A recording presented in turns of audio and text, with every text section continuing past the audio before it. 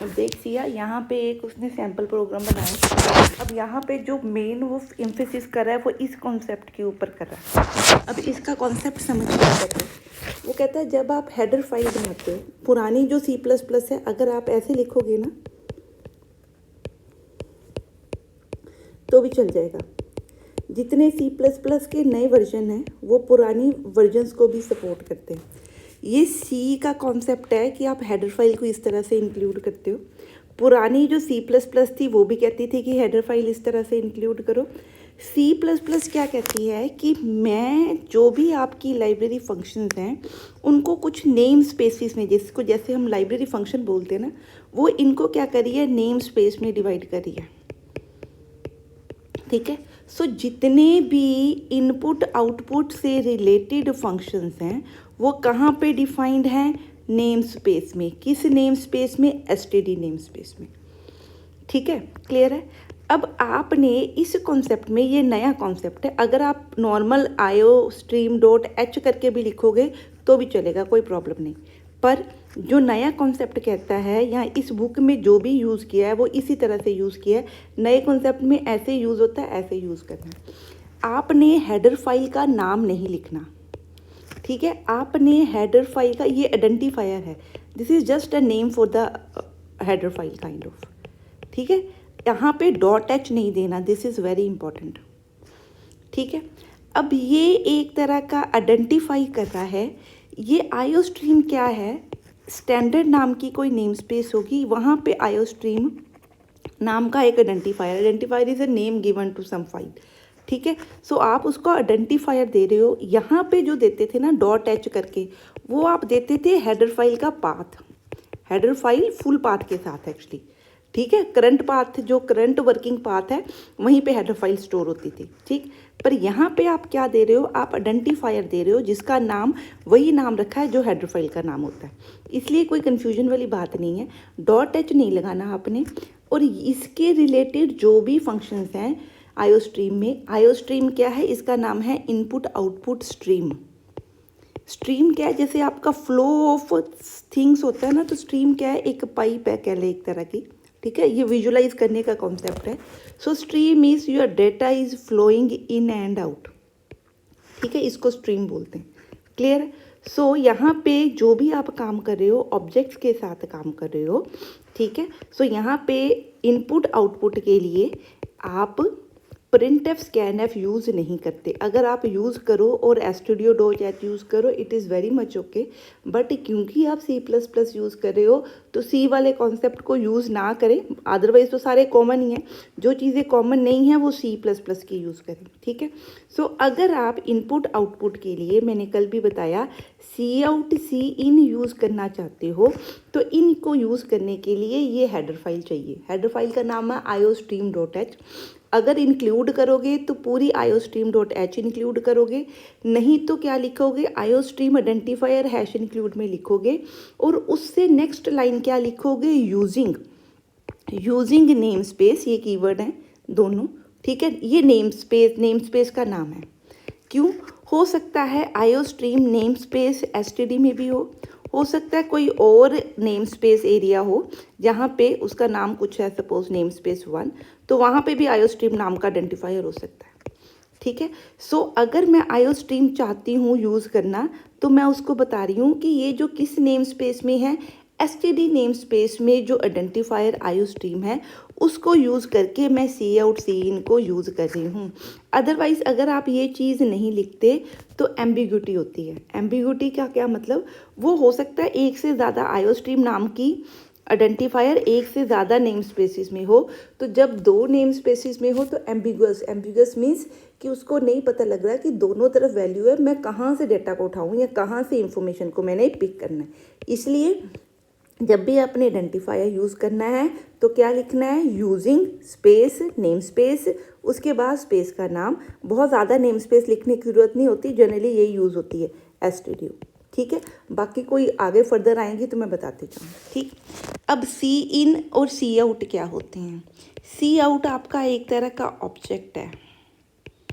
ठीक है, ये याद रखना है, C out is an object stream. कई जगह पे इसको स्ट्रीम भी लिखा होता है।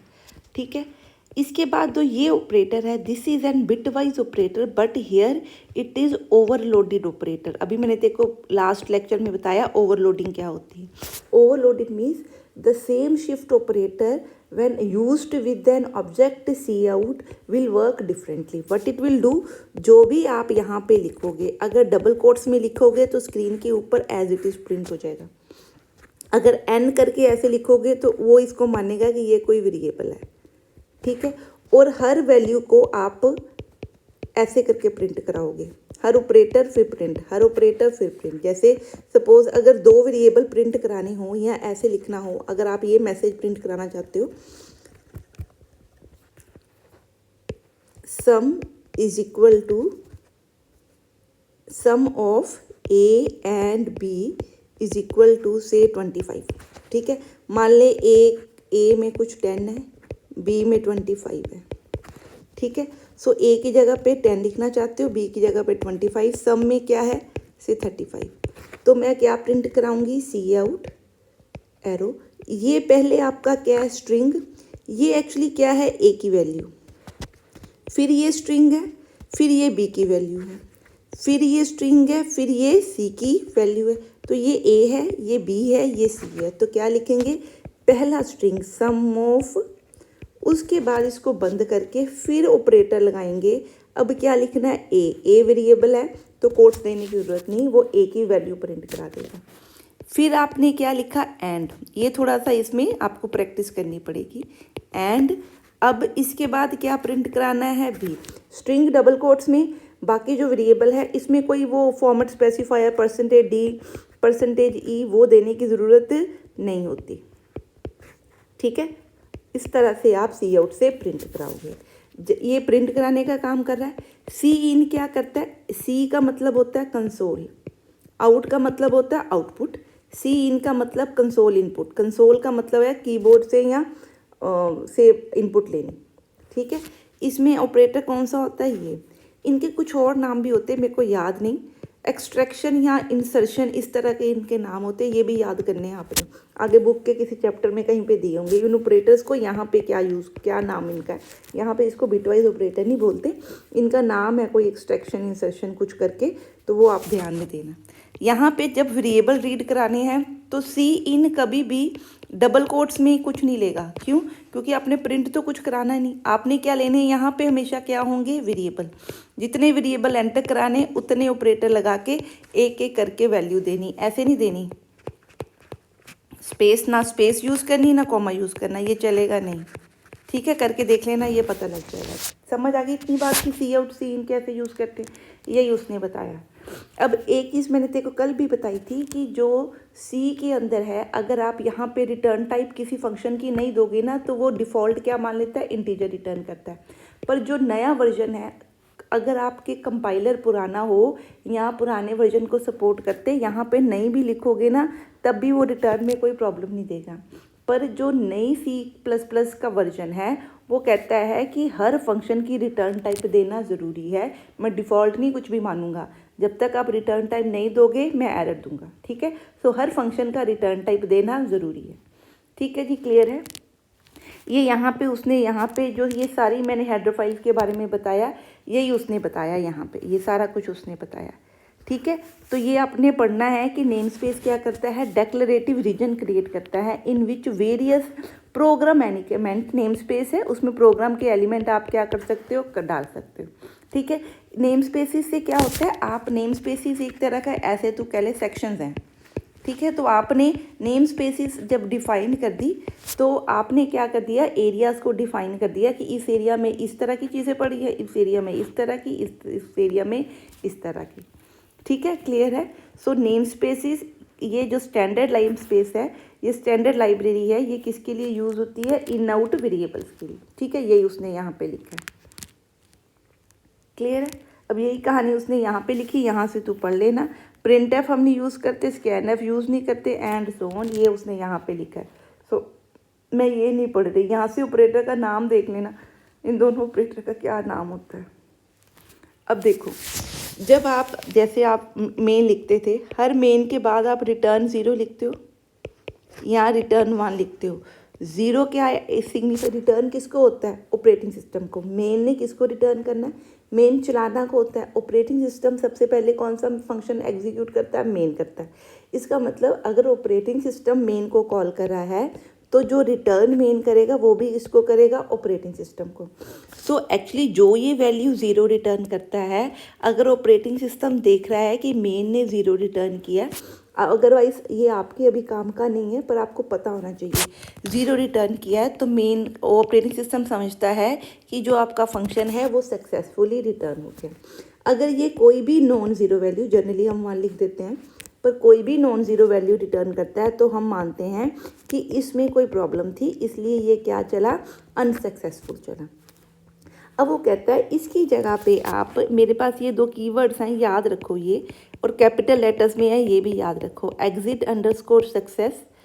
ये जैसे आपने सीप अच्छे से पढ़ी नहीं है, इनम डेटा स्ट्रक्चर होता है, ठीक है। इनम से आपने क्या किया है, एग्जिट एक तरह का आपने वेरिएबल है, एक तरह का वेरिएबल नहीं, आप कांस्टेंट कह सकते हो। इसकी एक्चुअली इंटरनल वैल्यू क्या होती है, ज़ीरो।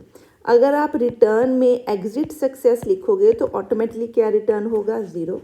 अगर आप रिटर्न में एग्जिट अंडरस्कोर फेलियर लिखोगे तो क्या रिटर्न होगा, नॉन ज़ीरो, ठीक है। तो यही उसने कहा है कि रिटर्न ज़ीरो या रिटर्न वन की जगह पे ये कीवर्ड ऑलरेडी इनबिल्ट हैं। कहाँ इनबिल्ट हैं, एसटीडी के अंदर, ठीक है। सो आप ये दो macros, these are a kind of a macros आप इसको कह सकते हो, ठीक है। तो ये दोनों आप कीवर्ड्स को भी यूज़ कर सकते हो, ठीक है जी, क्लियर है।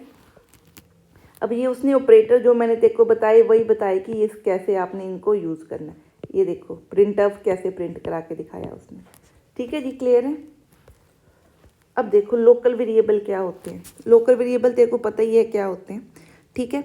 अब डिफरेंस क्या है, सी कहती थी कि जब भी कोई फंक्शन आप बना रहे हो, चाहे मेन है या कोई और फंक्शन है, तो मेन के अंदर कोई वेरिएबल अगर बनने हैं ना तो वो सारे स्टार्टिंग में होंगे, ठीक है। बाकी कोड लिख के अगर मैं कहूँ इंट एक्स यहाँ लिख दूँ तो सी कंपाइलर एरर देगा। हाँ, अगर आप ऐसे लिख रहे हो, ध्यान दो मैं क्या लिख रही हूँ, इंट आई जे, कुछ काम कर रहे हो, उसके बाद एक ब्लॉक बना रहे हो, इसमें इंट एक्स दे रहे हो, यहाँ कोई प्रॉब्लम नहीं, दिस इज ये एक लोकल ब्लॉक है, इसके अंदर एक्स क्रिएट हो गया, कोई प्रॉब्लम नहीं। ये ब्लॉक एक है, ब्लॉक की सी क्या कहती है, हर ब्लॉक की स्टार्टिंग में वेरिएबल होनी चाहिए, ठीक है। आपने ब्लॉक एक है, इस ब्लॉक में दो चार काम करके उसके बाद एक्स को लिखा, डिफाइन किया, एक्स को लिखा नहीं, डिक्लेयर एंड डिफाइन किया। सो अगर आपने डिक्लेयर और डिफाइन उसको बाद में किया है तो सी अलाउ नहीं करती, ये कहती एरर है। सी प्लस प्लस ऐसे नहीं कहती, सी प्लस प्लस में ये तो ठीक ही है, इसमें कोई नहीं, एक ब्लॉक के अंदर एक और लोकल ब्लॉक बनाया, सो हर ब्लॉक की स्टार्टिंग में एक्स आप डिक्लेयर कर सकते हो कोई भी वेरिएबल। सी क्या कहती है कि जिस वेरिएबल को जहाँ यूज़ करना है आप वहाँ उसको डिक्लेयर कर सकते हो। सपोज मेन में एक्स जो है वो इस जगह पे यूज़ होगा, तो आप पहले सारा कुछ यूज़ वेरिएबल डिक्लेयर करने की जगह पे जहाँ एक्स ने यूज़ होना है वहाँ पे आप उसको डिक्लेयर कर दो, ताकि कन्फ्यूजन ना हो, जब यूज़ करना है तब डिक्लेयर कर लिया, ठीक है। प्रॉब्लम कोई नहीं, आप इसको ऊपर भी डिक्लेयर कर सकते हो, जब कंपाइल होता है तो सारे वेरिएबल इकट्ठे बन जाते हैं, वो कोई चक्कर नहीं। पर आप यहाँ पे सी प्लस प्लस ये अलाउ करती है, यही कॉन्सेप्ट इसने यहाँ पे बताया हुआ है, ठीक है। ये छोटी छोटी चीज़ें हैं, इनको पॉइंटर्स की तरह लिख, क्योंकि जब वाइवा पूछते हैं तो वो उन्होंने पूछना है आप लोगों से कि सी और सी प्लस प्लस में क्या डिफरेंसेस हैं। तो ये बेसिक चीज़ें हैं, इसको कॉपी में नोट कर, जो जो इंपॉर्टेंट चीज़ें मैंने बता दी, ठीक है। ये देखिए यही उसने दिया है, जैसे यहाँ पे आई लिखा, यहाँ जे लिखा, ठीक है।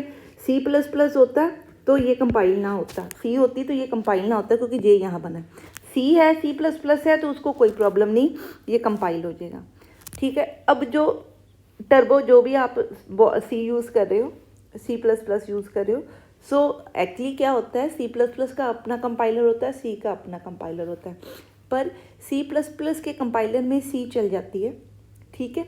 सो इसलिए एक ही कंपाइलर वो यूज़ करते हैं जिसमें सी भी चल जाए, सी प्लस प्लस भी चल जाए। तो जो मैं चीज़ें बता रही हूँ, कई बार वो आपको, जैसे अगर तू सी प्लस प्लस के साथ करेगी तो ये ठीक चलेगी, ठीक है। पर अगर इसी प्रोग्राम को सी प्लस प्लस में डॉट सी फंक्शन के साथ यूज़ करेगी तो वो नहीं चलेगा। क्यों? क्योंकि वो कहता है कि डॉट सी मतलब आप सी का कोड यूज़ कर रहे हो, सी का कोड यूज़ कर रहे हो तो बीच में कहीं पर डिक्लेरेशन अलाउड नहीं है, ठीक है, यही उसने यहाँ पे दिया होगा। अब ये हाईलाइट किया है तो इसको पढ़ लेना, इसका क्या मतलब है।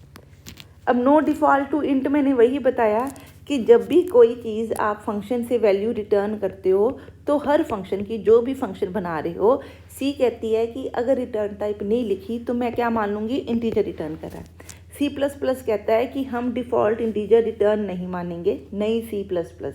सी प्लस प्लस के भी 2 वर्जन है, पुरानी सी की तरह ही चलती थी, कोई प्रॉब्लम नहीं। नई कहती है कि हमने रिटर्न टाइप देनी ज़रूरी है, ये देखिए ये यहाँ पे यही सारा दिया। अब नया उसमें और क्या है, बूल डाटा टाइप। मैंने तेरे को कल की लेक्चर में बताया बूल क्या है, बूलियन। बूलियन अलजेब्रा हमने पढ़ा है।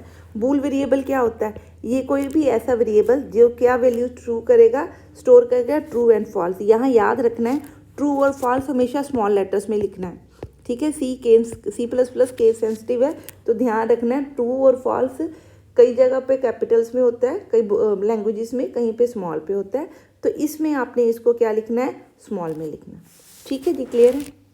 ये अब तूने याद रखना है। बूल टाइप आपने कोई वेरिएबल लिया बी, तो आप अगर इसको सी इन कराओ तो आप इसको ट्रू दे दोगे तो वो ऑटोमेटिकली ट्रू स्टोर कर देगा, या B is equal to true लिख सकते हो। ट्रू को डबल कोट्स में नहीं लिखना, it is not a string, ठीक है, it is kind of a keyword you can say.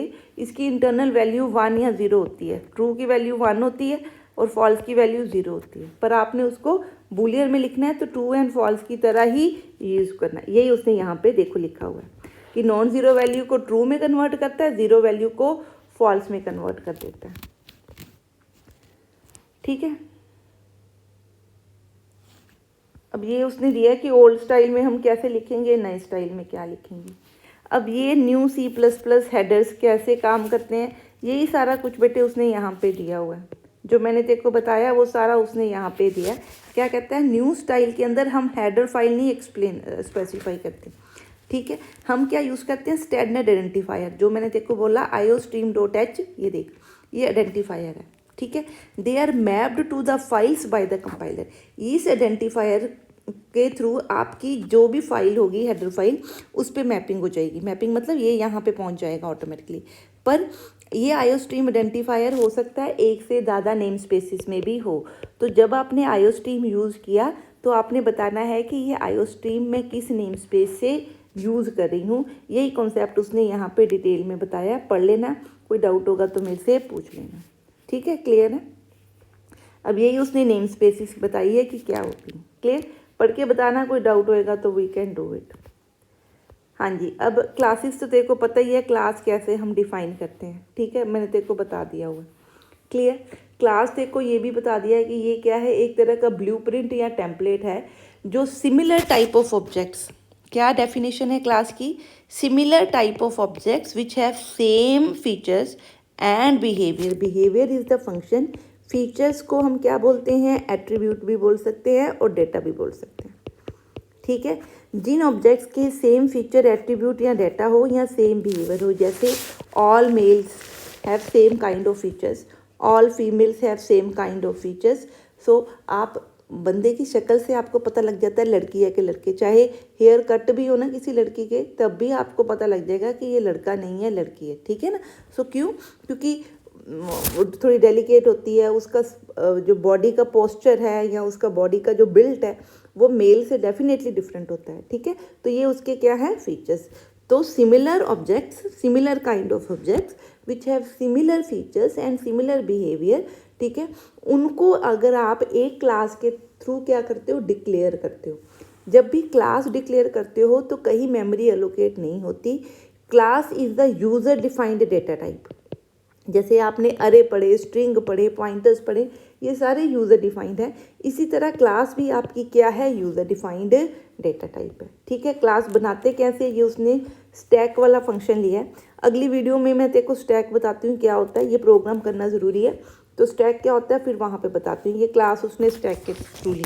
आप जैसे मैंने नॉर्मल आपको बताई कि ये क्लास बनाओ, उसमें 2 नंबर लो, इनपुट लो, आउटपुट फंक्शन लो और सम का लो और चला के देखो वो क्लास कैसे काम करती है, ठीक है, क्लियर है। अब ये वहाँ पे उसने फिर वही दिया है, प्राइवेट फंक्शन आ सकते हैं उसमें, पब्लिक फंक्शन आ सकते हैं। ठीक है। सो प्राइवेट जो डाटा होगा वो क्लास ही यूज़ कर सकती है। जैसे कोई भी चीज़ अगर तेरे बैग में पड़ी है तो वो सिया की है, तो सिया अगर क्लास है तो सिया ही उन प्राइवेट डेटा को यूज़ कर सकती है। सपोज़ कोई बाहर से आता है, तेरे से कुछ मांगता है, तो वो सीधा तेरी प्राइवेट चीज़ को एक्सेस नहीं कर सकता। यू आर नॉट अलाउड ना। तो आप क्या कह रहे हो, आप कहते हो मेरे से मांगो, मैं अगर अलाउ करूँगी तो आपको दे दूँगी, नहीं अलाउ करूँगी तो नहीं दे दूँगी। कोई चीज़ नॉर्मल है जैसे सोप है या बकेट है, अगर तूने उसको पब्लिक सेक्शन में बनाया हुआ है तो इसका मतलब कोई आपका फ्रेंड या कोई भी आपका उसको लेके जा सकता है, यूज़ कर सकता है विदाउट आस्किंग यू। ठीक है। तो पब्लिक इंटरफेस जो बाहर के इन्वायरमेंट से इंटरेक्ट कर रहा है, और प्राइवेट इंटरफेस वो डेटा प्राइवेट में हो सकता है, डेटा भी हो सकता है, फंक्शन भी हो। इसी तरह पब्लिक के अंदर भी आप डेटा भी लिख सकते हो और फंक्शन भी ले सकते हो। ठीक है। अब अगर प्राइवेट को एक्सेस करना है तो सिर्फ ये लोग एक्सेस कर सकते हैं। बाहर के किसी इंटरफेस ने यूज़ करना है तो वो किसको बोलेगा, पब्लिक को। पब्लिक इसको एक्सेस करेगी और आंसर देगी। ठीक है, क्लियर है, बात समझ में आ गई। जैसे सपोज मैं इसको एक बार फिर अच्छे से समझा देती हूँ, ये कॉन्सेप्ट समझना ज़रूरी है। जैसे कल हमने एक क्लास बनाई थी, उसके अंदर दो वेरिएबल लिए ए एंड बी। ये अगर आप क्लास में कुछ भी डेटा टाइप प्राइवेट पब्लिक नहीं लिखते तो डिफ़ॉल्ट क्या होते हैं, प्राइवेट। अगर मैंने एक बार पब्लिक लिख दिया तो उसके नीचे जितने हैं वो सारे क्या हो जाएंगे, पब्लिक। यहाँ पे मैंने एक इनपुट फंक्शन बनाया। ये फंक्शन क्या कर रहा है, सी इन करा रहा है किसको, ए कोमा बी को। आप पूरा मैसेज करके लिखना, मैं पूरा नहीं लिख रही। एक सम फंक्शन करा रही हूँ। ये क्या करा रहा है, सम के अंदर क्या डाल रहा है, ए प्लस बी डाल रहा है। सम वन या ऐड लिख देते हैं इसका नाम। एक आउटपुट फंक्शन मैंने बनाया। ये फंक्शन क्या करा रहा है, सम की वैल्यू को प्रिंट करा रहा है। इसका आउटपुट, इसकी रिटर्न टाइप वॉइड लिख रही हूँ, इसकी रिटर्न टाइप भी वॉइड लिख देती हूँ, इसकी रिटर्न टाइप भी वॉइड लिख देती हूँ। ठीक है, क्लियर है। अब मैं दो कॉन्सेप्ट इसमें बता रही हूँ, क्लास की वर्किंग क्या है, ऑब्जेक्ट कैसे क्रिएट हो रहे हैं, और इनलाइन फंक्शन क्या होते हैं। ठीक है सिया, मैं तेरे को ये स्टैक वाला ही कॉन्सेप्ट करा देती हूँ। स्टैक क्या है, ये एक डेटा स्ट्रक्चर होता है। ठीक है, तूने अरे पढ़े हुए हैं ना। ठीक है, ये एक तरह का अरे ही है। ठीक, जैसे सपोज अरे में क्या होता है, अगर तू एक अरे ले रही, पहले कॉन्सेप्ट समझ। अरे में क्या होता है कि आप डेटा स्टोर कर रहे हो, आप किसी भी पोजीशन पे डेटा को क्या कर सकते हो, एक्सेस कर सकते हो। आप चाहो तो डायरेक्टली A2 में डेटा डाल सकते हो, आप चाहो तो A4 में डाल सकते हो, A5 में डाल सकते हो। ठीक है, ये अरे का कॉन्सेप्ट है। अरे को एक बार प्रोग्राम बना के देखो ताकि आपको पता लगे अरे कैसे काम करता है, आप पे कुछ नहीं आना। ठीक है, अब स्टैक क्या कहता है कि अगर मैं इस अरे को, ठीक है, ऐसे ना डिफाइन करके ऐसे बना लूँ, देखने में सिर्फ ऐसे है, वर्किंग में क्या प्रॉब्लम है, देखो वर्किंग बताती हूँ। जैसे सपोज तूने प्लेट्स रखी हैं, प्लेट के ऊपर प्लेट रखी, प्लेट के ऊपर प्लेट रखी, प्लेट के ऊपर प्लेट रखी, ये एक स्टैक है। अब अगर तूने कोई प्लेट उठानी है तो कहाँ से उठाएगी, ऊपर से उठाएगी। ठीक है, पिक करनी है, पिक करने का एरो ये है, ये मान लेती हूँ, उठा रही है। उठाने को बोलते हैं पॉप करना, मतलब पिक कर रहे हो, चीज़ उठा रहे हो। जब सपोज मैं मान लूँ कितनी प्लेट्स हैं ऑलरेडी इसके अंदर, 6 प्लेट है। जब तूने ये 6वीं प्लेट तो चक ली, डिलीट हो गई। ठीक है, जब डिलीट होगी तो कितनी प्लेट्स रहेगी, 5 रहेगी। ठीक है, अगर मैं एक और प्लेट अब रख दूँ, अब कितनी प्लेट होगी, 6। रखने को क्या बोलते हैं, पुश।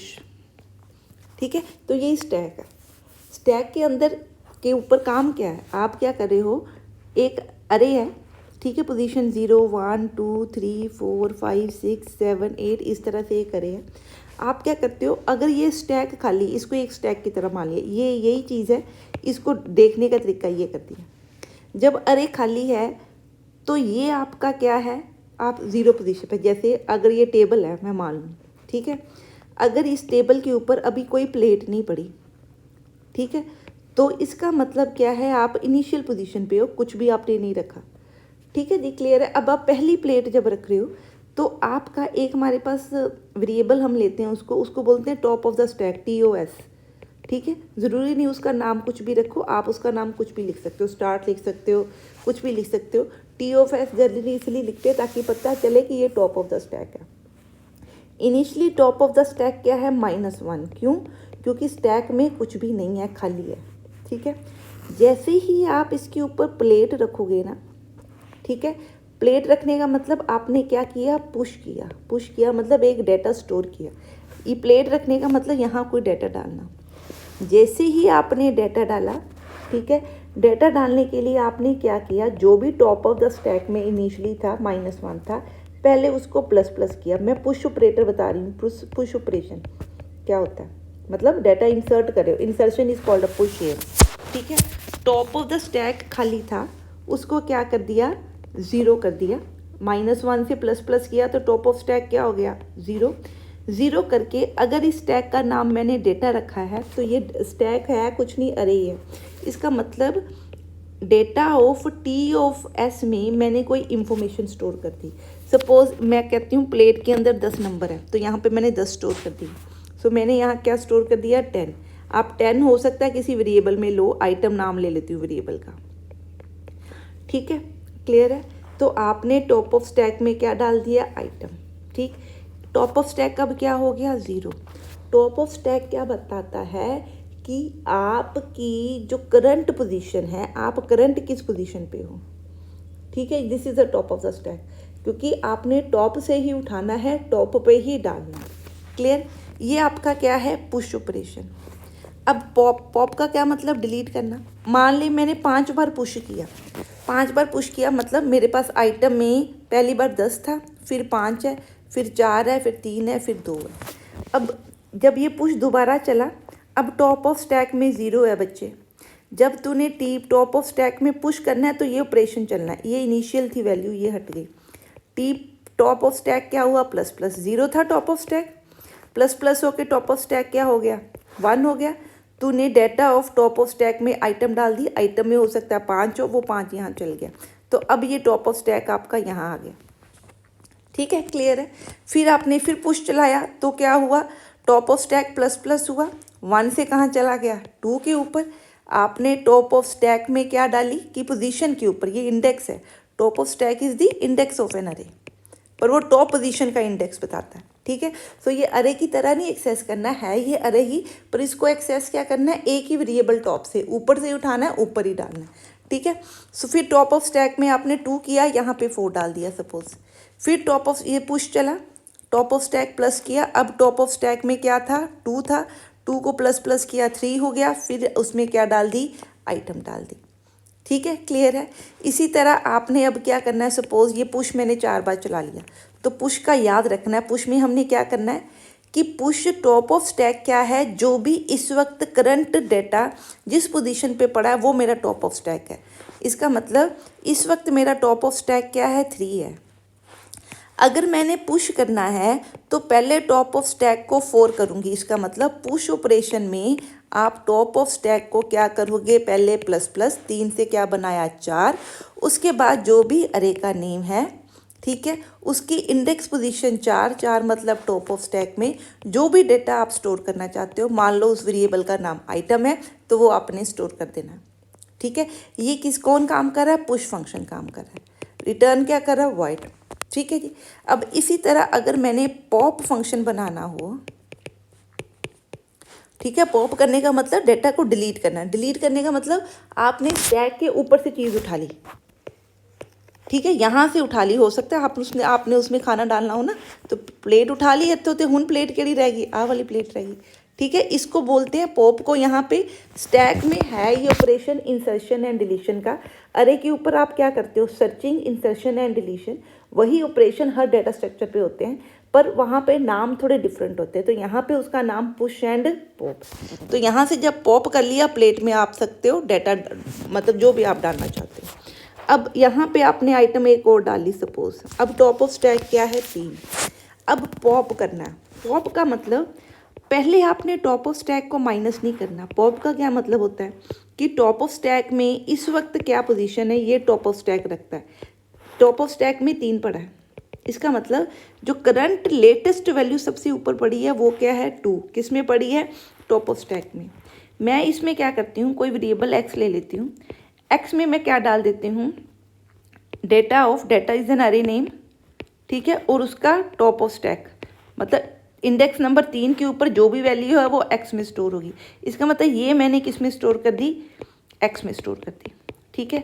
मैं चाहूँ तो ये वैल्यू को प्रिंट भी करा लूँ, यूज़र को दिखा दूँ कि मैंने टॉप ऑफ स्टैक से 2 उठा लिया। अब जब आप उठाते हो तो एक्चुअली मेमोरी से डाटा डिलीट नहीं होता, ठीक है, डाटा अभी भी यहाँ पे पड़ा है, पर आपने टॉप ऑफ स्टैक को क्या कर देना है, क्योंकि आप मान के चल रहे हो कि मैंने 3 से डाटा उठा लिया है तो अब यहाँ कोई डाटा नहीं है, तो टॉप ऑफ स्टैक को क्या कर दिया, 2। इसका मतलब डाटा उठाने के बाद टॉप ऑफ स्टैक को क्या कर दिया, माइनस माइनस। तो आपके हिसाब से प्लेट उठ गई, यहाँ पे उठने का मतलब यहाँ से डिलीट नहीं होगी, आपने उसका डाटा फेच कर लिया, ठीक है, फेच करके जो करना था उसका कर दिया। और अब स्टैक के अंदर नेक्स्ट वैल्यू जो आप फेच करोगे या एक्सेस करोगे या डिलीट करोगे वो कौन सी पोजीशन पे है, अब 3 वाली उठा ली तो अब की टॉप ऑफ स्टैक पे क्या पड़ा है, 2 पड़ा, ठीक है। तो ये आपका पॉप ऑपरेशन है। पॉप ऑपरेशन में क्या करते हो, डाटा उठाना है, उठा के किसी वेरिएबल में डालना है, तो क्या लिखोगे, पहले डाटा टॉप ऑफ स्टैक वाली पोजीशन से उठाओगे, फिर टॉप ऑफ स्टैक को क्या करोगे, माइनस माइनस करोगे, ठीक है। ये पॉप ऑपरेशन है, ये पुश ऑपरेशन, ठीक है। सो इसको उसने, इस कॉन्सेप्ट को उसने स्टैक में बनाया। This is a very important. मेरे को नहीं पता तेरे सिलेबस में डाटा स्ट्रक्चर है कि नहीं, अगर है तो जो स्टैक है आप उसको थ्रू पॉइंटर और थ्रू अरे, 2 तरह से हम स्टैक्स को इम्प्लीमेंट करते हैं। अगर होगा डाटा स्ट्रक्चर तो मैं करा दूंगी, अदरवाइज़ अभी जो क्लास यहाँ पे दिया है वो बना देते हैं। उसने क्या किया, एक क्लास बनाई, उसका नाम स्टैक रखा, उसके अंदर देखो उसने एक अरे लिया, उस अरे का नाम भी क्या लिखा, STK। मैंने डाटा लिखा, उसका नाम उसने STK लिया। ऊपर साइज़ उसने हैश डिफाइन, आपको पता है मैक्रो होता है, हैश डिफाइन साइज़ एक तरह का क्या है, कांस्टेंट, उसमें वैल्यू क्या है, 100। तो उसने एक स्टैक अरे बना दिया, किसका, 0 से 99 तक का, वो अभी खाली है। एक उसने वेरिएबल लिया, इसको इंडेक्स वेरिएबल बोलते हैं, ये टॉप ऑफ द स्टैक है, ठीक है। अब क्योंकि क्लास के अंदर आप इनिशियलाइज नहीं कर सकते तो मैं टॉप ऑफ स्टैक को -1 यहाँ नहीं कर सकती। अब पब्लिक में आपने एक इनिशियल फंक्शन लिया, क्यों, क्योंकि इनिशियली टॉप ऑफ स्टैक का में गार्बेज वैल्यू होगी और आप प्लस प्लस करोगे तो गड़बड़ हो जाएगी, इसलिए इनिशियली उसमें -1 डालना पड़ता है, ताकि जब पहली बार पुश हो तो टॉप ऑफ स्टैक को जब आप प्लस प्लस करो तो उसमें 0 हो जाए, क्योंकि हमारा अरे किस पोजीशन से चलता है, 0 पोजीशन से। तो वो इसलिए उसने टॉप ऑफ इनिशियल नाम का एक क्या बनाया, फंक्शन बनाया, ठीक है। इसका कोड उसने यहाँ लिखा है। अब जरा कॉन्सेप्ट को ध्यान से समझ, ठीक है। एक उसने पुश का फंक्शन बनाया, उसका कोड उसने यहाँ लिखा, एक उसने पॉप का फंक्शन बनाया। पहले फंक्शन के अंदर किया क्या है पहले वो बताती हूँ, फिर ये डिफाइन कैसे किए फिर वो बताती हूँ। सपोज ये उसने एक इनिशिएट फंक्शन बनाया, इनिशिएट फंक्शन में वो टॉप ऑफ द स्टैक को 0 ले रहा है, वैसे मेरे हिसाब से आपको क्या लेना चाहिए, इसको माइनस लेना चाहिए, ठीक है, ताकि आप पहले उसको प्लस प्लस करो फिर उसको डाटा को एक्सेस करो, ठीक है। क्लियर है, क्लियर है, ये बात समझ में आ गई। सो पहले इनिशियली तूने इसको क्या ले लेना है, -1। सो ठीक है जी, इतनी बात समझ आ गई। अब पुश में वो क्या कर रहा है, मेरे पास जो स्टैक है उसका साइज़ है 0 से लेके 99 तक, ठीक है। तो वो कह रहा है कि अगर सपोज मैं पुश कर रही हूँ तो ये पुश एक फंक्शन है, हो सकता है आप इसको 10 बार कॉल करो, हो सकता है आप इसको 20 बार कॉल करो, हो सकता है आप इसको 100 टाइम्स कॉल करो। अगर पुश को आपने 100 टाइम्स कॉल किया है तो इसका मतलब ऑलरेडी 0 से लेके 90 तक में यहाँ पे कुछ ना कुछ डेटा पड़ा होगा, ठीक है। सो अगर ये सारे अरे में डाटा पड़ा है तो टॉप ऑफ द स्टैक किसके ऊपर है, 99 के ऊपर। जब आपका स्टैक सारा फुल है और मैं उसको कहूँ पुश कर दे एक और डाटा यहाँ पे, तो अरे का साइज़ ही ख़त्म हो गया, ठीक है। इसलिए वो क्या करता है, वो चेक करता है कि अगर आपका टॉप ऑफ द स्टैक 99 है, आप अगर इसके लॉजिक के हिसाब से चलोगे तो वो आपकी मर्ज़ी है। इसने 0 से शुरू किया, इसने इनिशियली क्या कर दिया, टॉप ऑफ स्टैक को 0 लिया, ठीक है। तो इसलिए वो पहले डाटा डालता है फिर उसके बाद उसको क्या करता है, प्लस प्लस करता है। आपकी मर्जी है, आप जिस मर्जी ऑर्डर में कर सकते हो, मेरे हिसाब से तो वो मेरे वाला ऑर्डर ठीक है, ठीक है। वो क्या करता है, अगर मेरे वाला ऑर्डर लगाएगी तो चेक करेगी क्या टॉप ऑफ स्टैक 99 के इक्वल है कि नहीं। 99 मतलब साइज माइनस 1 के इक्वल। अगर टॉप ऑफ स्टैक ऑलरेडी इस पोजीशन पे है तो इसका मतलब स्टैक में ऑलरेडी बहुत डाटा है और स्टैक फुल है। उस केस में आप डाटा और इंसर्ट नहीं कर सकते। रिटर्न अगर वॉइड लिखा है तो रिटर्न नहीं लिख सकते, तो रिटर्न नहीं आएगी, ये गलत है। ठीक है, सिर्फ क्या लिखोगे, stack is full, you can not insert the data. पर अगर टॉप ऑफ स्टैक 99 के इक्वल नहीं है तो यहाँ पे कहीं पे टॉप ऑफ स्टैक हो सकता है। तो इसका मतलब ऊपर वाली जगह पड़ी है जहाँ पे आप डाटा को स्टोर कर सकते हो। तो मैंने क्या लिखा, स्टैक के टॉप में जो भी ये इंडेक्स है इसमें आई डाल दिया। आई मीन्स जो आप पुश करना चाहते हो वो एज अ पैरामीटर इसको क्या किया है, पास किया। मैं इसकी सारी वर्किंग देखो बताती हूँ कैसे करेंगे। ठीक है, उसके बाद आई डालने के बाद उसने स्टैक को प्लस प्लस किया। मैं क्या चाहती थी कि पहले तो ये चेक करे, उसके बाद टॉप ऑफ स्टैक को प्लस प्लस करे, फिर ये वाला ऑपरेशन चलाए। सो अगर -1 के साथ चलाओगे तो ये ऊपर आएगा और ये नीचे आएगा। ठीक है, ये तेरी मर्जी है, जैसे मर्जी चला के देख ले, बेसिक सा लॉजिक है। ठीक है, क्लियर है। इसी तरह पॉप का क्या मतलब है, स्टैक में से उठाना। अगर मैं कहूँ कि टेबल के ऊपर से सिया प्लेट उठा ले और प्लेट कोई पड़ी ना हो स्टैक के अंदर, ऑलरेडी सारी प्लेटें उठा ली है, तो तू क्या करेगी, उठा सकती प्लेट नहीं ना। तू क्या कहेगी, मम्मा टेबल के ऊपर प्लेट नहीं है। इसका मतलब स्टैक आपका क्या है, एम्प्टी। सो हर बार पॉप या पुश करने से पहले तूने चेक करना है कि स्टैक में जगह है या नहीं। ठीक है, पुश करने से पहले ये चेक करना है, पॉप करने से पहले ये चेक करना है कि स्टैक में डाटा ऑलरेडी है कि नहीं। पॉप करते करते कहीं आपने सारा डाटा यूज़ तो नहीं कर लिया। सो पॉप करने का मतलब, अगर आपका स्टैक माइनस माइनस करने कर करके -1 पहुंच गया है, मेरे हिसाब से -1, इसके हिसाब से 0। ठीक है, ये आप देख लेना जैसे भी हिसाब से करना आपने। अगर आपका टॉप ऑफ स्टैक -1 है, इसका मतलब स्टैक खाली है, इसके ऊपर कोई प्लेट कोई डेटा नहीं पड़ा, तो आप क्या बोलोगे। ठीक है, अगर मेरा लगाएगी लॉजिक तो -1 लगाओगे, तो क्या बोलोगे, स्टैक अंडरफ्लो या स्टैक इज़ एम्प्टी, जो मर्जी आप लिख लो। ठीक है, और रिटर्न यहाँ उसने इंट लिख दिया, यहाँ वाइड लिख दिया। अगर रिटर्न 0 लिखना है तो इंट लिखो, नहीं तो वाइड लिख दो, बस इतना भी सफिशेंट है। ठीक है, क्लियर है। और टॉप स्टैक को माइनस माइनस उसने कर दिया। एक्चुअली यहाँ पे आप क्या करो, कोई एक्स वेरिएबल ले लो, इंटीजर। ठीक है, और उस वैल्यू को प्रिंट एटलीस्ट करा लो। एक्स इज इक्वल टू क्या लिखो, stack of T of S, top से डाटा उठा लिया, उसको प्रिंट कराया, the value at the top is. ठीक है, उसके बाद टॉप्स ऑफ स्टैक को क्या कर दिया, माइनस माइनस। ठीक है जी, क्लियर है। सो ये माइनस माइनस बाद में होना चाहिए, ये प्लस, ठीक, ये ऑर्डर थोड़ा गलत लिखा मेरे सामने। ठीक है जी, क्लियर है। सो इस तरह से आपका ये प्रोग्राम चलेगा। बना लिया आपने। अब ये काम कैसे करा, ये क्लास बनाई तूने। ठीक है, अब पहले मैं तेरे को इनलाइन फंक्शन बता रही हूँ, ये थोड़ा लंबा टॉपिक हो जाएगा। स्टैक वाला प्रोग्राम समझने से पहले इनलाइन फंक्शन को हम समझ लेते हैं, सिंपल क्या होता है, तो फिर ये डिटेल भी पढ़ लेते हैं। ठीक है, अब इनलाइन फंक्शन क्या होता है, किसी भी फंक्शन को अगर आपने इनलाइन बनाना है तो हमारे पास एक कीवर्ड होता है इन लाइन। ये C++ में होता है, C में नहीं होता। ठीक है, अब इनलाइन फंक्शन क्या होता है, सपोज कोई इनलाइन फंक्शन मैंने बनाया, ठीक है, उसमें प्रिंट कर दिया हेलो, फंक्शन का नाम कुछ लिख दिया। ठीक है, उसकी रिटर्न टाइप से वॉइड है, ये सारा कुछ लिखने के बाद पहले आपने इनलाइन लिख देना है।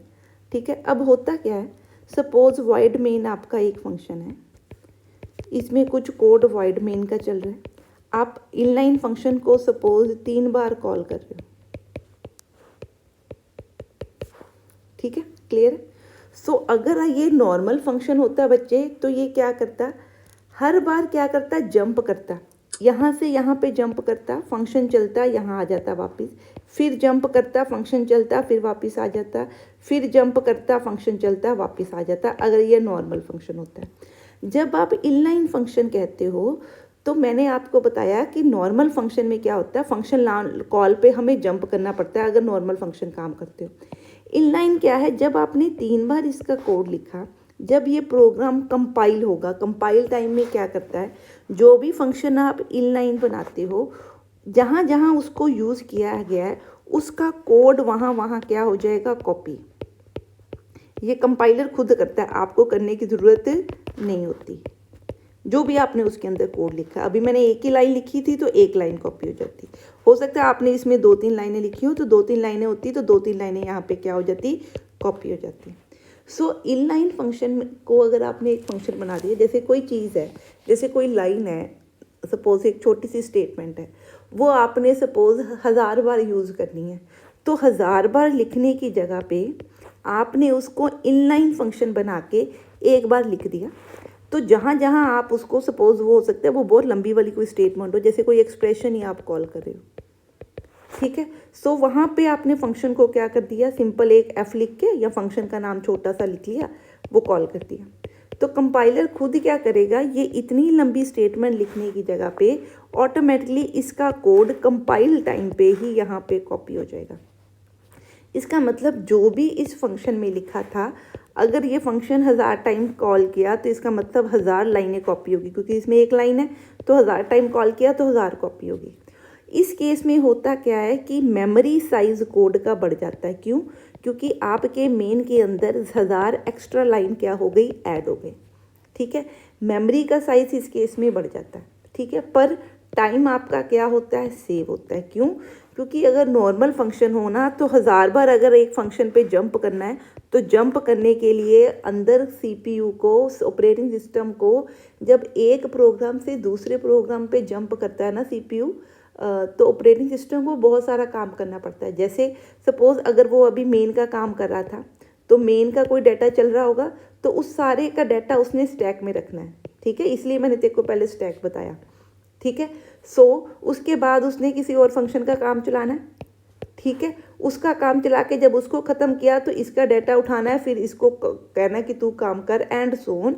तो ऑपरेटिंग सिस्टम को बहुत सारा काम करना पड़ता है एक्स्ट्रा, जब वो एक फंक्शन से दूसरे फंक्शन पे जंप करता है। तो अगर काम करना पड़ रहा है तो टाइम भी ज़्यादा लगता है। तो अगर यू वांट कि आप थोड़ी सी अपनी स्पीड क्या है कोड की बढ़ाना चाहते हो, तो जो सिंपल, और दूसरा इनलाइन फंक्शन कॉम्प्लिकेटेड के, अगर लाइन बड़ा फंक्शन है कोई 10-12 लाइनों का, तो आप उसको इनलाइन नहीं बना सकते। क्यों? क्योंकि उस केस में आपका मेमोरी बहुत ज़्यादा यूज़ होती, ठीक है। सो इनलाइन फंक्शन जैसे 1-2 लाइन का कोई छोटा सा फंक्शन है, तो उसको मैं क्या बना लूँगी, इनलाइन फंक्शन, ठीक है, ताकि चाहे मेरी मेमोरी का साइज़ इनलाइन फंक्शन से कोड में वो डाटा कॉपी हो जाएगा, जंपिंग रिक्वायर्ड नहीं है, रन टाइम जंपिंग एक फंक्शन से दूसरी फंक्शन पे नहीं होगी अगर कोड इनलाइन है तो, ठीक है। और इनलाइन बनाने के लिए क्या करना पड़ता है, आगे फंक्शन के इनलाइन लिखना पड़ता है। सेकंड पॉइंट, इनलाइन फंक्शन हमेशा कॉल से पहले बना होना चाहिए, ठीक है। अगर सपोज आप मेन को पहले बनाते हो और इनलाइन फंक्शन को बाद में बनाते हो, ठीक है, तो वो कई बार एरर देता है। इनलाइन फंक्शन जहाँ पे यूज़ हो रहा है उससे पहले डिफाइन होना चाहिए, एक तो ये चीज़ इसकी ज़रूर याद रखनी, ठीक है जी। क्लियर है, समझ में आ गई बात इसकी, ठीक है। अब उसके बाद और इसकी क्या इंपॉर्टेंट बात है, एक तो ये याद रखना है कि ये कोड इसका पहले होना चाहिए। यू कैन नॉट सी कि यहाँ पे एक फंक्शन है तो उसका फंक्शन को मैंने यहाँ पे बना दिया, this is not allowed. Code अगर यहाँ यूज़ होना है तो ये पहले बनेगा, ठीक है। पहला पॉइंट बता दिया कि इनलाइन फंक्शन होते क्या हैं, कंपाइल टाइम उनका कोड मेन प्रोग्राम में जहाँ जहाँ पे कॉल किया जाता है फंक्शन को, वहाँ पे ऑटोमेटिकली कॉपी हो जाता है, तो फंक्शन पे जंप करने की ज़रूरत नहीं होती, तो टाइम सेव होता है। हाँ, मेमोरी का आपका मेमोरी साइज़ क्या बढ़ जाता है, आपका EXE फाइल जो बनती है कोड की, उसका मेमोरी साइज़ बढ़ जाता है। सेकेंड पॉइंट, इनलाइन फंक्शन जो है वो हमेशा जहाँ यूज़ हो रहे हैं उससे पहले ऊपर बनाए जाते हैं, डिफ़ाइन किए जाते हैं, यहाँ पे पहले बनेगा, नीचे नहीं अलाउड है, ठीक है जी। क्लियर है, इतनी बात समझ में आ गई। अब नेक्स्ट देखो क्या है, अगर किसी भी फंक्शन में इनलाइन वर्ड यूज़ हो, सॉरी, किसी भी फंक्शन में लूप यूज़ हो रही है, ठीक है, या इफ़ यूज़ हो रहा है, तो अगर आपने उन फंक्शन को इनलाइन बनाया है तो भी वो इनलाइन की तरह काम नहीं करेंगे। क्या इसका मतलब है, जैसे हमने वो स्टोरेज क्लासेस की थी, रजिस्टर वेरिएबल आप बताते हो, ठीक है। जब मैं कहती हूँ कि इंट रजिस्टर तो मैं एक्चुअली रिक्वेस्ट कर रही हूँ CPU को कि ये मेरा जो इंट आई है ना वो किसी रजिस्टर में जाके स्टोर कर दे। ठीक है, सपोज A रजिस्टर में जाके स्टोर कर दे। CPU कहता है, ये CPU को एक तरह की रिक्वेस्ट है, ठीक है, मैं उसको कमांड नहीं दे रही। CPU क्या कहता है, अगर रजिस्टर खाली होगा तो ये आई जाके रजिस्टर में स्टोर कर देगा, पर अगर रजिस्टर खाली नहीं होगा तो आई स्टोर नहीं होगा। मैंने तेरे को ये भी बताया था कि डेटा रजिस्टर में जाके स्टोर हुआ है या नहीं, प्रोग्राम में ये आपको पता नहीं लगता। आप सिर्फ कंपाइलर को रिक्वेस्ट कर सकते हो कि भाई ये वाला आई जो है मैंने बार बार यूज़ करना है, तो प्लीज़ इसको रजिस्टर में स्टोर कर दे, ताकि जब मैं इसको यूज़ करूं तो CPU को टाइम क्या लगे, कम, क्योंकि रजिस्टर CPU के पास होते हैं तो फटाफट फैच होता है। नहीं तो मेमोरी जो है, रैम जो है CPU से दूर होती है, तो उसको फैच करने में टाइम ज़्यादा लगता है। तो ये रिक्वेस्ट है, CPU की मर्ज़ी है माने या ना माने। इसी तरह किसी भी फंक्शन के आगे जब आप इनलाइन लिखते हो तो आप CPU को, ऑपरेटिंग सिस्टम को कहते हो कि भाई प्लीज़ इस फंक्शन को इनलाइन बना ले। ठीक है, सो एक इसके लिए वो कहता है कि इनलाइन बनाना, तो पहला रूल क्या है, इनलाइन फंक्शन का कोड पहले लिखा होना चाहिए, उसकी कॉल बाद में हुई होनी चाहिए। ठीक है, उसके आगे कीवर्ड यूज़ होना चाहिए। दूसरा वो कहता है अगर आपके फंक्शन में इफ़, स्विच, फॉर कहीं पे भी यूज़ हो गए पॉइंटर्स, मतलब कॉम्प्लेक्स लेवल यूज़ हो गया कोड का, तो मैं उसको इनलाइन नहीं बनाऊंगा। ठीक है, क्लियर है। सो ये इनलाइन भी एक तरह की रिक्वेस्ट है, तो हमें नहीं पता होता कि वो फंक्शन को इनलाइन बनाएगा या नहीं बनाएगा। ठीक है, बात समझ में आ गई, क्लियर है कि नहीं। ठीक है, अब आगे एक मिनट। हाँ जी, अब तीसरा पॉइंट क्या है, वो कहता है अगर आपके फंक्शन के अंदर 2 से ज़्यादा लाइनें होगी, 1 या 2 लाइनों से ज़्यादा लाइनें होगी, तो भी उसने इनलाइन नहीं बनाना। क्यों? इनलाइन बनाने में उसको क्या करना पड़ता है, डेटा को कॉपी करना पड़ता है। वो कहते हैं अगर आपका ज़्यादा डेटा है कॉपी करने के लिए और जगह जगह पे मैं कॉपी करूँगा तो प्रोग्राम का साइज़ ही बढ़ जाएगा, तो वो इनलाइन स्पेसिफायर एक तरह की रिक्वेस्ट है। तो CPU या ऑपरेटिंग सिस्टम चाहे तो इसको इग्नोर भी करके इसको नॉर्मल फंक्शन की तरह यूज़ कर लेगा। नॉर्मल फंक्शन मतलब कि फंक्शन को कॉल करेंगे, जंप करेंगे, वापस आएंगे, कॉल करेंगे, जंप करेंगे, वापस आएंगे। ठीक है जी, क्लियर है, समझ में आ गई कि कैसे इसको काम करेंगे। जनरली इसमें सिंगल लाइन स्टेटमेंट आप यूज़ कर सकते हो। ठीक है जी, क्लियर है। फॉर लूप्स वगैरह अगर आप यूज़ कर लोगे, आप इसको इनलाइन बना भी लो, तब भी वो क्या है, आउटपुट आपको सही, मतलब वो उसको इनलाइन फंक्शन नहीं बनाएगा, वो उसको क्या बनाएगा, नॉर्मल फंक्शन। ठीक है जी, क्लियर है इतनी बात। अब देखो, अब C++ में क्या होता है, जब आप किसी भी क्लास के अंदर फंक्शन डिफाइन करते हो, जैसे मैंने अभी तक देखो जो भी क्लास कराई उसके अंदर क्या किया, मैंने फंक्शन की डेफिनेशन बीच में ही दे दी। ऐसे देख, मैंने क्या किया था, कल जो प्रोग्राम बनाया था, क्लास बनाई थी, उसमें डेटा लिया था, इनपुट फंक्शन लिया, ठीक है, इसी के अंदर क्या लिख दिया, सीन ए की वैल्यू एंटर करो, बी की वैल्यू एंटर करो। ठीक है, क्लियर है। सो इस केस में अगर क्लास के अंदर ही उसके फंक्शन की डेफिनेशन है, डेफिनेशन का मतलब क्लास के अंदर उसकी ये बॉडी होती है ना, this is called a body is called a definition. अगर क्लास के अंदर ही आपने फंक्शन को डिफाइन कर दिया है तो वो बाय डिफ़ॉल्ट इसको क्या बना लेता है कि ये फंक्शन, चाहे आपने इनलाइन वर्ड बच्चे नहीं भी यूज़ किया, तो बाय डिफ़ॉल्ट इसको क्या मानता है, ये इनलाइन फंक्शन है। मतलब जब इस क्लास का ऑब्जेक्ट क्रिएट होगा तो उस ऑब्जेक्ट में इस कोड की कॉपी क्या हो जाएगी, सेव हो जाएगी। ठीक है, क्लियर है। पर अगर आपने फंक्शन क्लास के अंदर ही बना दिया है और लूप वगैरह सपोज फंक्शन के अंदर यूज़ की है या उस फंक्शन के अंदर 2-3 लाइनें लिखी हैं, तो वो उसको इनलाइन नहीं बनाएगा, नॉर्मल फंक्शन की तरह चला देगा। ठीक है, इसका ये मतलब है कि अगर अंदर कोड लिखा है, बॉडी अंदर बनाई है, इक्को लाइन का कोड है, तो ਉਹਨੂੰ ਕੀ ਮੰਨ ਲੈਂਦਾ, इनलाइन फंक्शन मान ਲੈਂਦਾ, चाहे तुसी इनलाइन नहीं भी लिखा। पर जनरली वो क्या कहता है कि जब भी आप क्लास बनाओ तो क्या करो, क्लास बनाई, क्लास का नाम दिया जो भी है, उसके अंदर वेरिएबल लिखे, ठीक है, पब्लिक लिखा ताकि फंक्शन को यूज़ कर सकें, वॉइड जो भी फंक्शन के नाम है, सपोज मैंने एक इनपुट बनाया, ठीक है, एक आउटपुट बनाया, एक सम बनाया, ठीक है, ये फंक्शन हमने किए थे, क्लियर है। तो ये मैंने 3 फंक्शन, ये क्या है, डिक्लेरेशन, ठीक है। ये डिक्लेयर क्यों किया, ताकि मेरे को पता लगे कि इस क्लास में क्या फीचर्स हैं, ये फीचर्स हैं डेटा, ये क्या है आपका behaviour, behaviour means function, methods, कोई मेथड बोलता है इसको, कोई फंक्शन बोलता है इसको, कोई बिहेवियर बोलता है, एक ही गल है, ठीक है। ये मैंने बता दिया कि इस क्लास में ये 3 फंक्शन है। अब इनकी बॉडी नहीं है ना यहाँ पे, तो मैं क्या करूँ, इस क्लास, ये सेमीकोलन लगाता, इस क्लास से बाहर आंदी मैं बॉडी बनानी है, वॉइड इनपुट, फंक्शन दोबारा लिखा, जो भी इनपुट में करना है वो लिख दिया। इसी तरह वॉइड आउटपुट लिखा फंक्शन, ठीक है, उसके अंदर जो भी करना है वो भी लिख दिया। इसी तरह वॉइड सम लिखा एंड सो ऑन। पर जब आप ये इनपुट फंक्शन और ये बनाओगे ना, तो ये इंडिपेंडेंट फंक्शन है, ये क्लास के फंक्शन नहीं है। क्यों? क्योंकि उसको क्या पता कि ये क्लास के मेंबर है। तो इसलिए हमें क्या करना पड़ता है, फंक्शन के नाम से पहले क्लास का नेम और 2 कॉलन इकट्ठे लगाते हैं, ऐसे लिखते हैं इसको। अगर फंक्शन डिक्लेयर अंदर किता है क्लास के और उन्होंने यूज़ कितने कर रहे हैं, मतलब उनकी बॉडी कितने बना रहे हैं क्लास के बाहर, ताकि वो इनलाइन की तरह काम ना करे, तो मैं कही लिखांगी फंक्शन के नाम तो पहले, सिर्फ नेम से पहले ए कॉलन कॉलन क्या लिखूंगी, फंक्शन का नाम, यहाँ पे इसकी बॉडी लिख दूंगी, बस ये बात है।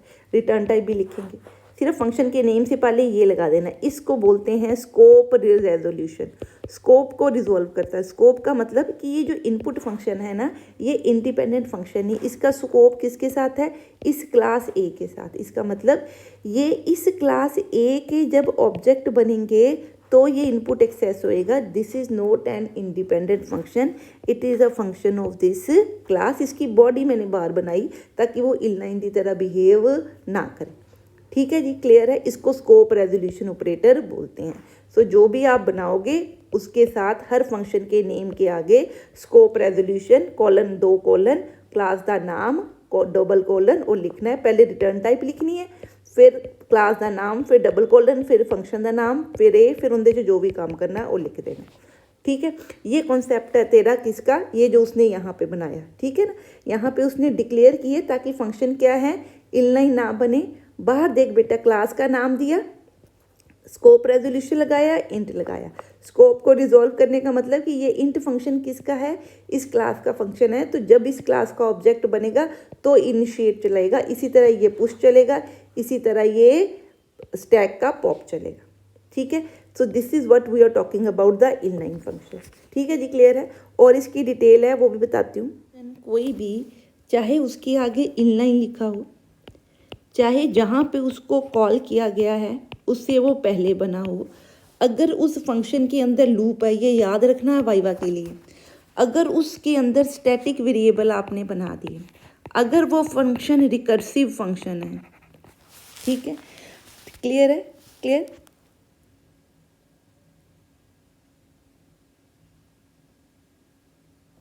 अगर उसके अंदर कोई रिटर्न टाइप दी हुई है, ठीक है, क्लियर है,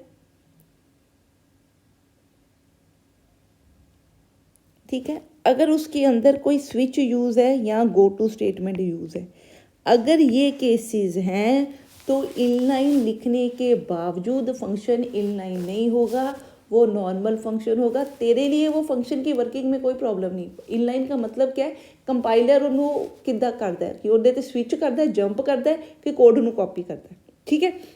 तो इन केसेस में ये इनलाइन नहीं होगा आपके कहने के बावजूद भी, ये आपने याद रखना है, ठीक है जी, क्लियर है, समझ में आई। रिटर्न टाइप की मेरे को थोड़ा डाउट है, मैं देखती हूँ आगे क्या इसको रिटर्न टाइप की बात करता है, ठीक है जी, क्लियर है,